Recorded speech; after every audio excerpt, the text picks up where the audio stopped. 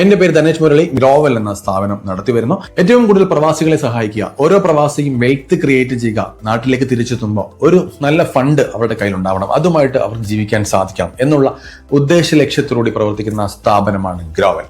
നിങ്ങൾ mutual fund ആരംഭിക്കുന്നതിന് മുമ്പ് പ്രധാനമായിട്ടും വേണ്ട ചെക്ക് ലിസ്റ്റുകൾ എന്തൊക്കെയായിരിക്കണം എന്നുള്ളതാണ് ഈ വീഡിയോയിൽ പറയുന്നത്.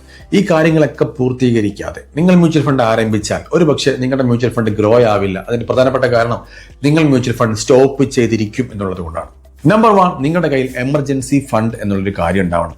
എമർജൻസി ഫണ്ട് അതെന്താ എന്ന് അറിയില്ലെങ്കിൽ ഞാൻ പഠിപ്പിച്ചു തരാം.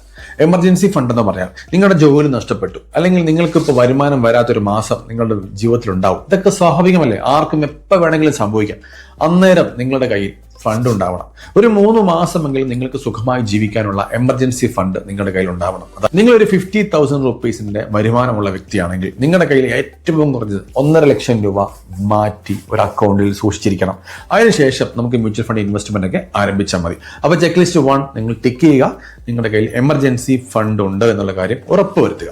രണ്ടാമത്തെ കാര്യം, മ്യൂച്വൽ ഫണ്ടിനെ പറ്റി ബേസിക് നോളജ് നിങ്ങൾക്ക് ഉണ്ടോ എന്നുള്ളതാണ്. നിങ്ങൾ മനസ്സിലാക്കേണ്ട കാര്യം, നിങ്ങൾ കണ്ട വീഡിയോയിലും നിങ്ങൾ കണ്ട റീൽസിലും ഒക്കെ പറയുന്ന പോലെ 15% റിട്ടേൺ തരും, ഇത്ര നാൾ കഴിയുമ്പോൾ ഇത്ര കിട്ടും, ഇങ്ങനെയുള്ള കുറേയധികം വാഗ്ദാന വീഡിയോകൾ നിങ്ങൾ കണ്ടിട്ടുണ്ടാവും.